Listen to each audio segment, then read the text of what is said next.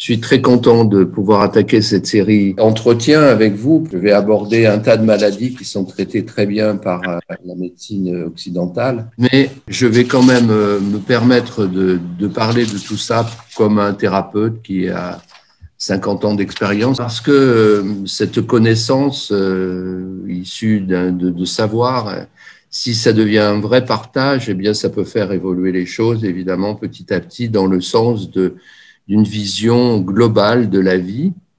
Et si je peux résumer le propos en général, c'est qu'il faut avoir simplement du bon sens et être dans une disposition naturelle à ouvrir les yeux sur ce qui nous entoure et ce qui nous habite. Essayer d'être naturel et retrouver des choses simples, retrouver des choses très simples qui ne sont pas du tout données dans le monde dans lequel on vit. En fait, les choses les plus importantes de la nature qui pourraient provoquer notre auto-guérison, eh bien, elles sont souvent bien loin de nous et de notre hygiène de vie et de notre manière de vivre. Et ça, dans de nombreux domaines. Je pourrais vous lister tous les domaines dans lesquels on s'est éloigné de notre simplicité naturelle ancestrale. Je peux vous donner un chiffre quand même qui fait frémir. Moi, je travaille en faisant des tests et ces tests me disent des choses importantes. Il y a un répertoire des nosodes qui est édité par un laboratoire très réputé, très connu, belge, le laboratoire de L. Ce laboratoire donc publie un catalogue des nosodes. Les nosodes, donc, ce sont des produits homéopathiques qui sont faits à partir de tous les chocs que peut recevoir le corps au niveau des pollutions chimiques qui nous entourent. Et puis des pollutions dues aux séquelles des maladies endémiques des populations. Avant-guerre, il y avait une trentaine de nosodes. Une trentaine de nosodes, c'est déjà beaucoup, mais par rapport au catalogue actuel où on trouve 10 000 nosodes, c'était rien du tout. Ça veut dire qu'avant-guerre, dans toute l'évolution de l'humanité, on avait dans notre patrimoine, dans notre mémoire, une trentaine de maladies et d'adaptations vraiment très, très importantes qui ont pu modifier des caractères génétiques en profondeur, donner nos formes. On peut dire qu'il n'y a pas de race humaine, mais que les maladies de l'humain ont donné des tendances pour qu'il y ait des gens qui soient petits, grands, blonds, bruns, avec la peau foncée ou la peau claire, et que tout ce patrimoine génétique qui a traversé des centaines de milliers d'années, donc est arrivé à une trentaine de gros problèmes de terrain, et c'est tout. Maintenant, nous en avons 10 000 problèmes de terrain de ce genre dus aux pollutions de l'ère industrielle. Donc, ces pollutions sont des pollutions chimiques, des pollutions qui nous entourent et que nous absorbons. Les dernières sont les nanoparticules dont on n'a pas encore fait les nosodes, mais quand ça va sortir, eh bien, quand on pourra les tester, je pense que ça sera très, très fréquent qu'on les retrouve, ces empoisonnements par nanoparticules. On est dans une situation où notre environnement est très dangereux, si je peux m'exprimer ainsi. Et qu'est-ce qu'on peut faire? Eh bien, on peut faire beaucoup de choses parce que notre corps, notre psyché, notre âme sont interconnectés. Et on a une influence très, très grande grâce à notre mode de vie, notre hygiène de vie et notre manière de vivre, notre art de vivre, si j'ose dire, si l'on arrive à devenir de vrais artistes. Et ça, c'est nécessaire.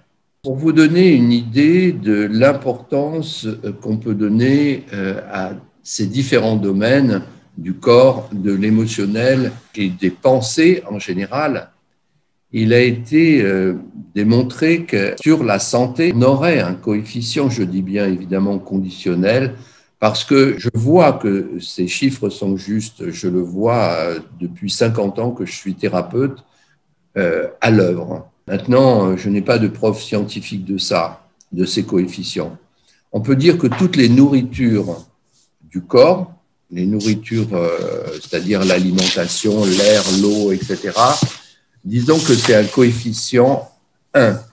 Si toutes ces nourritures du corps, c'est un coefficient 1, eh bien, au niveau de notre émotionnel, tout ce qui est émotionnel serait un coefficient 10 et tout ce qui serait mental serait un coefficient 100. Qu'est-ce que ça veut dire? Ça veut dire que si on mange des saletés, eh bien notre corps, qui a une capacité d'homéostasie naturelle extrêmement élevée, parce que il en a vu de toutes les couleurs au cours de ces centaines de milliers d'années d'évolution en tant qu'humain. Il a traversé toutes sortes de choses et il a à sa disposition une capacité de gérer les difficultés et les poisons qui est extraordinaire. Donc, bien sûr, on peut varier les poisons, on peut essayer de manger correctement, on peut essayer d'avoir des biorhythmes corrects, un tas d'autres choses qu'on pourra lister pour le corps, qui feront qu'on améliore les conditions de vie.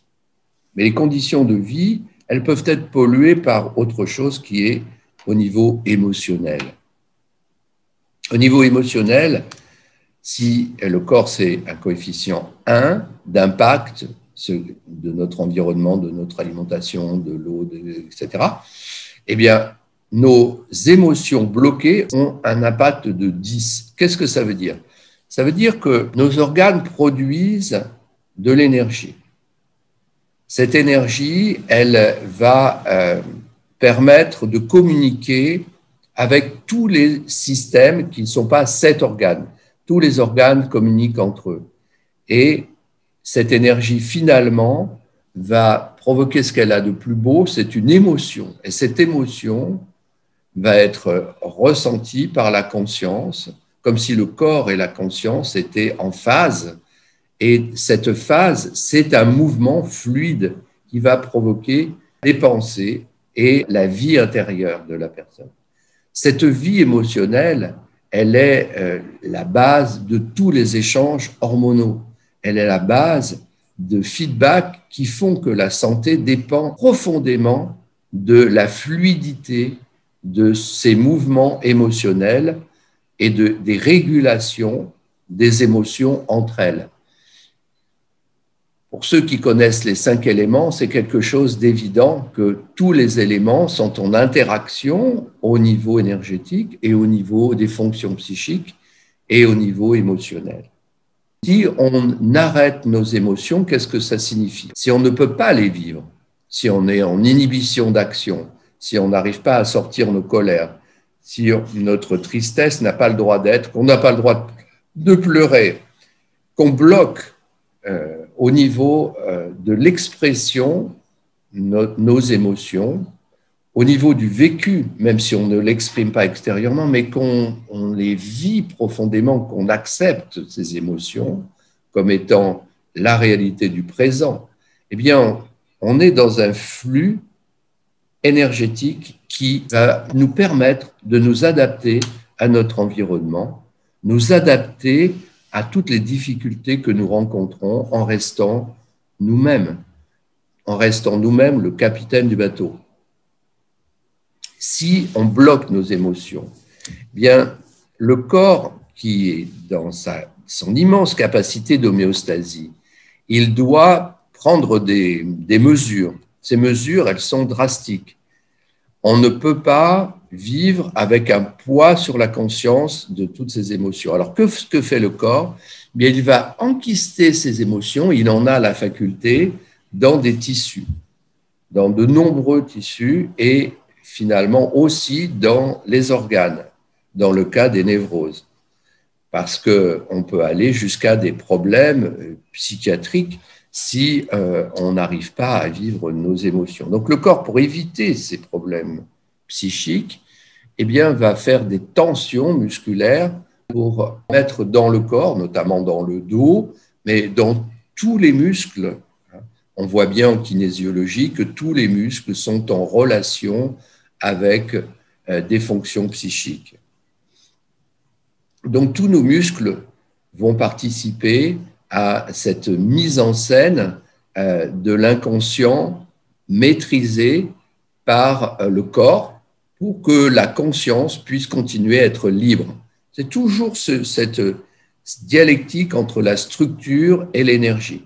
Si l'énergie ne circule pas, la structure prend en charge une adaptation pour que l'énergie circule au mieux. Alors ça, je pense que c'est quelque chose qu'on n'entend pas souvent et qu'il faut vraiment que vous notiez. Quand la structure s'adapte à une énergie qui est bloquée, eh bien, ça fait des tensions musculaires, des problèmes de fascia, des problèmes d'agencement différents dans tout le corps. Tous les os sont vrillés par ces tensions, notamment au niveau de la colonne vertébrale. Toutes les scolioses, les attitudes scoliotiques, les kyphoses, les lordotes, tout ce que vous voulez, eh bien, ça, alors là, je peux l'affirmer à 100% parce que j'ai une très longue pratique de la chose, viennent d'adaptation de la structure à des problèmes émotionnels, à des problèmes énergétiques. Le cas le plus fréquent que tout le monde a vu et qu'on voit malheureusement partout encore, c'est la scoliose idiopathique de l'adolescente.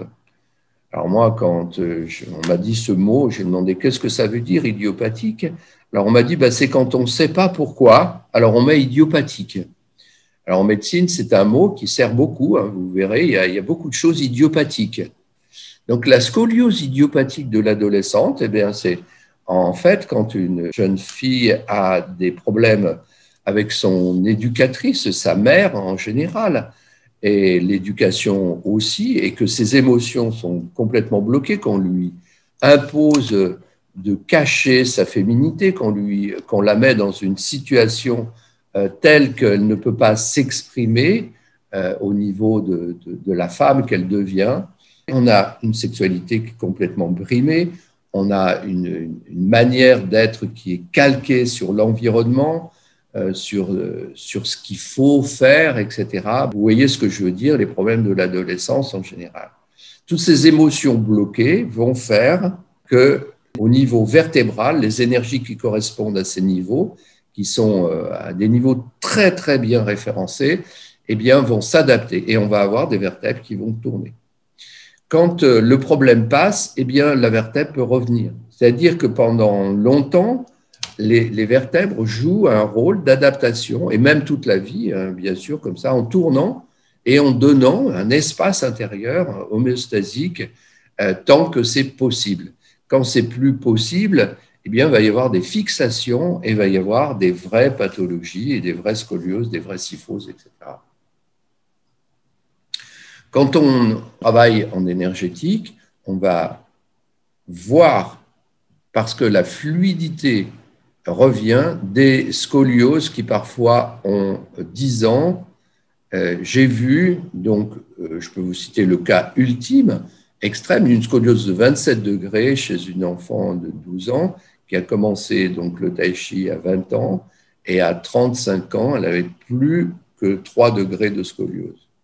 C'est-à-dire que quand on prend sa vie en main au niveau émotionnel, énergétique, il est possible d'avoir une relation, un feedback permanent entre les émotions et le corps. J'ai présenté des techniques de tai chi dans des centres de rééducation et à l'époque, ce n'était pas encore le moment, personne n'a compris ce que je voulais dire. Peut-être que si j'étais plus jeune et que je pouvais le faire maintenant, peut-être que ça passerait mieux. Je compte donc sur tous les jeunes kinés qui m'écoutent de prendre en compte cette relation qu'il peut y avoir entre le travail conscient, corporel, et la fluidité des tensions dans le corps, et la possibilité de travailler sur des problèmes de dos notamment, mais aussi de problèmes de genoux, de problèmes de pieds plats, etc., etc. Il y a beaucoup de choses dans l'évolution du corps qui peuvent être stoppées par des problèmes émotionnels.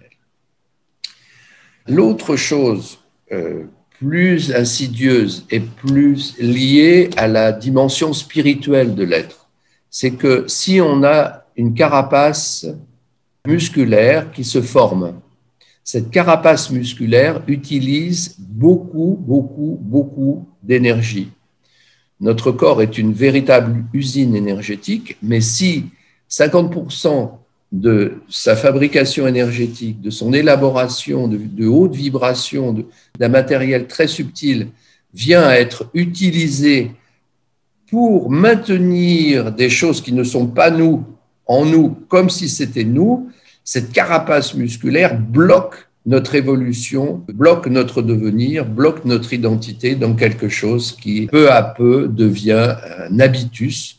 On ne se permet plus d'oser des choses nouvelles, on est fixé dans quelque chose qui est une identité qu'on retrouvait par le passé beaucoup d'ailleurs, des gens qui étaient les mêmes à 20 ans et à 60 ans, exactement les mêmes, ils n'avaient pas bougé d'un iota. Alors que vous voyez qu'à notre époque, les gens vivent plusieurs vies en une seule.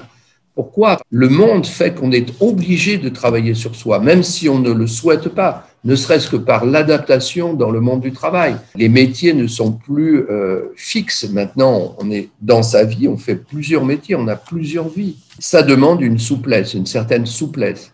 À chaque fois qu'on casse une habitude, on récupère de l'énergie.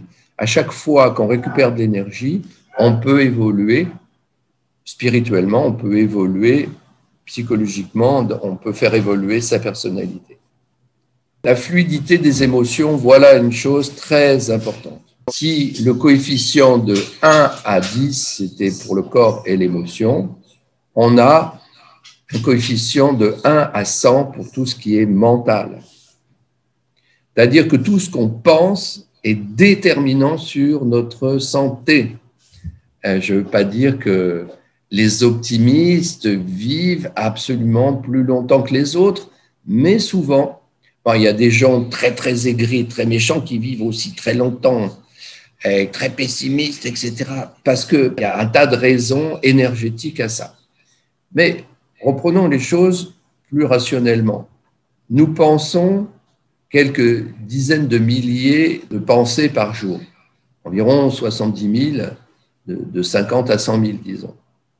Ces pensées sont à 90% les mêmes que la veille. C'est-à-dire que nous avons une espèce de machine d'automate psycho-énergétique qui est réglée sur la veille.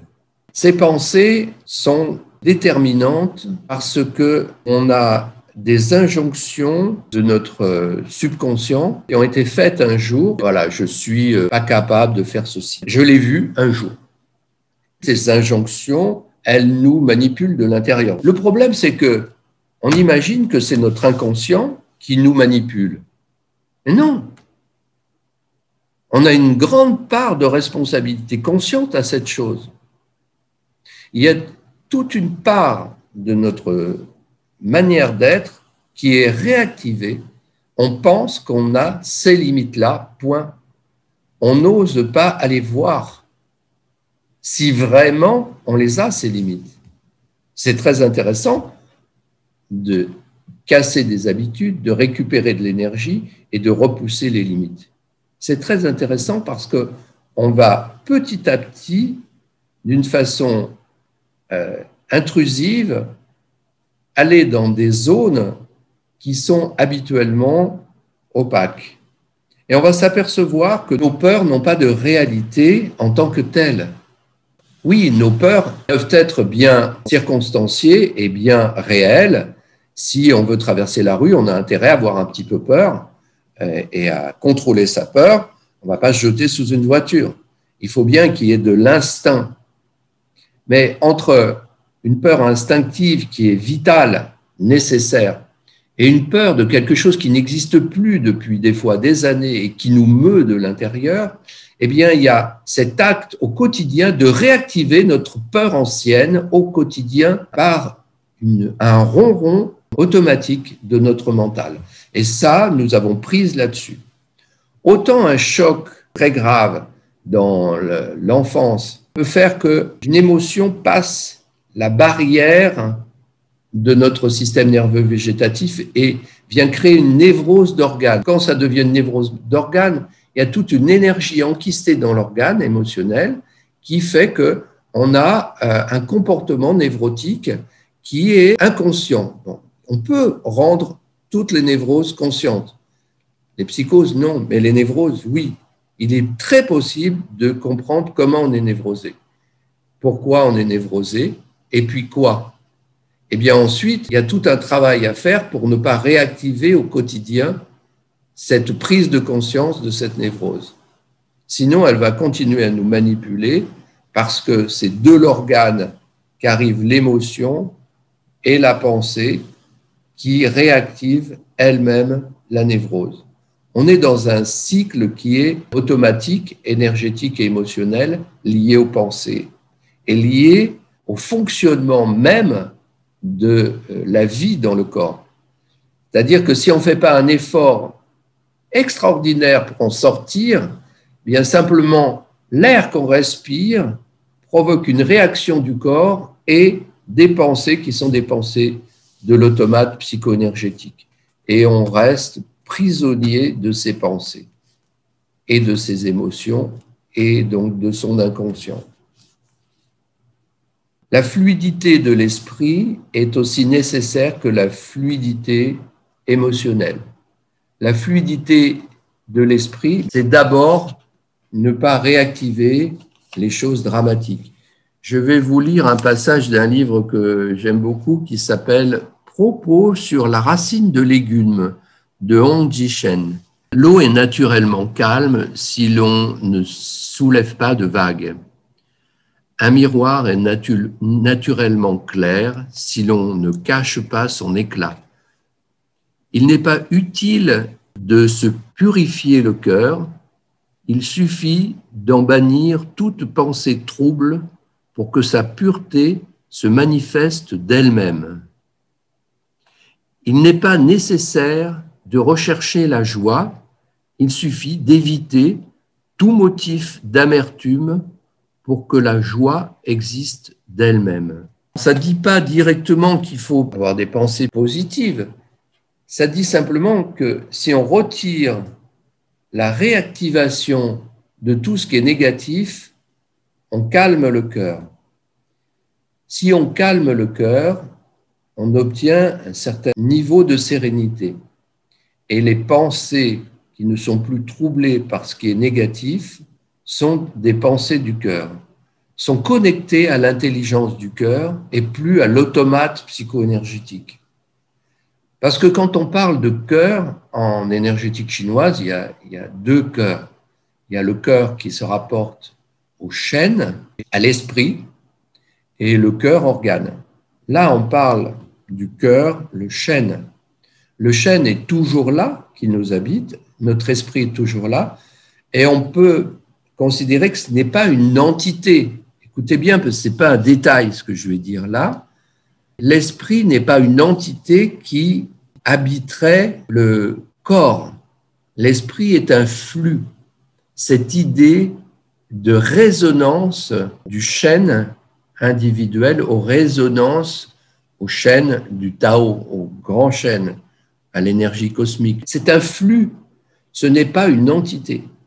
Et en fait, nos pensées négatives, psycho-énergétiquement négatives, vont altérer ce flux de l'esprit en soi.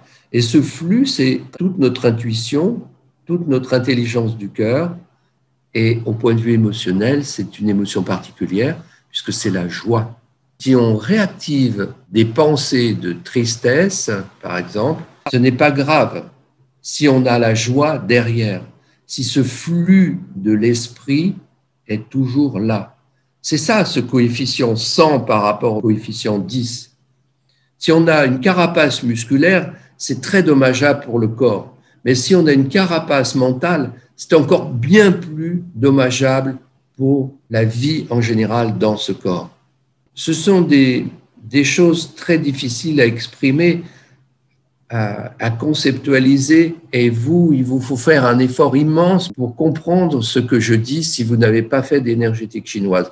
Si vous avez fait un petit peu d'énergétique chinoise, c'est plus facile. Au niveau des pensées, c'est pas tellement de penser des choses négatives qui est grave, c'est de penser d'une façon automatique, inconsciente.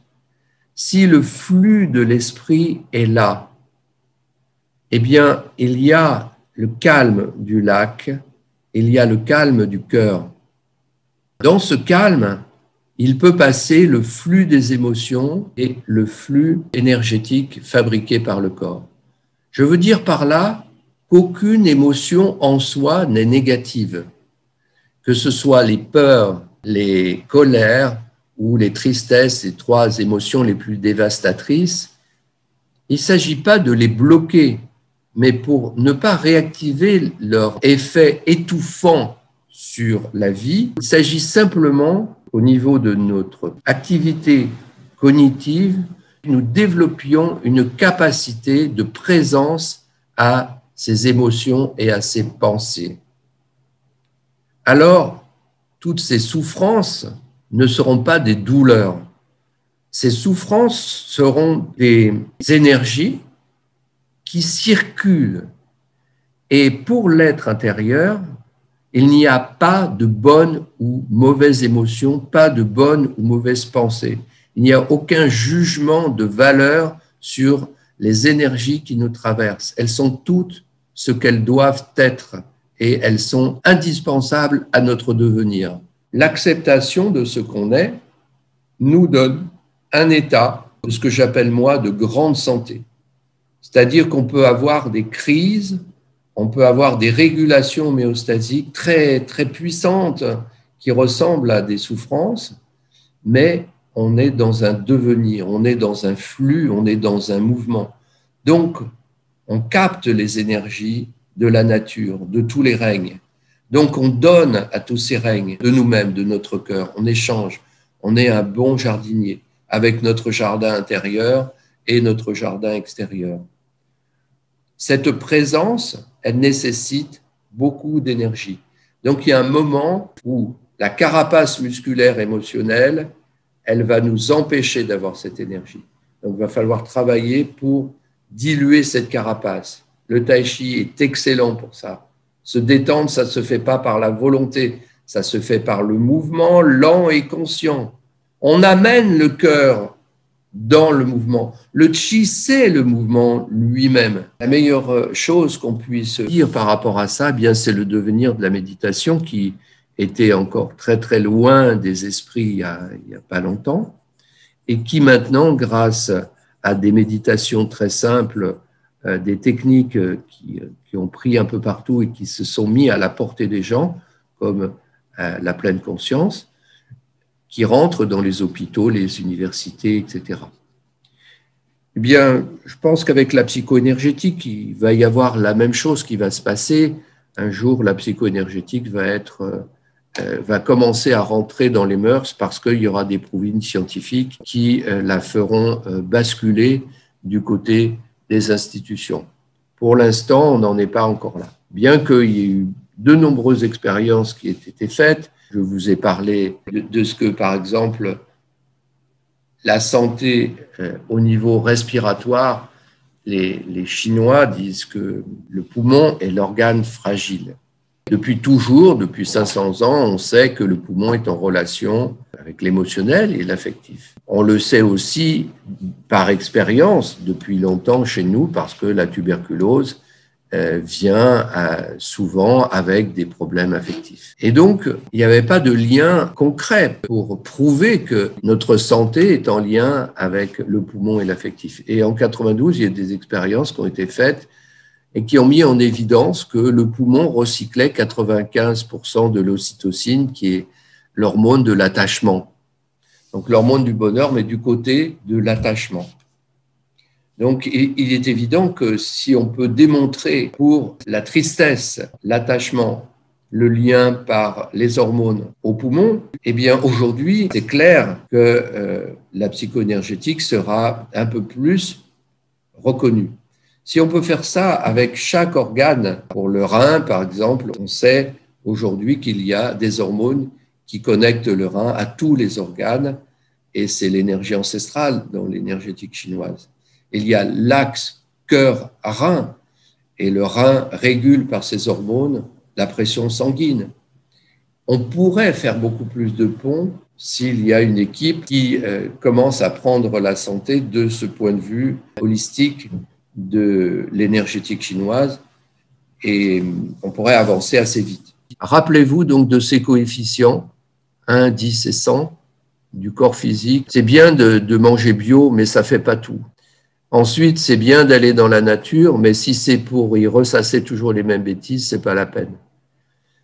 Ensuite, si on arrive à être dans un état de présence, sinon de méditation, mais simplement de présence à soi et d'acceptation de ses émotions, il n'y a plus d'émotions négatives.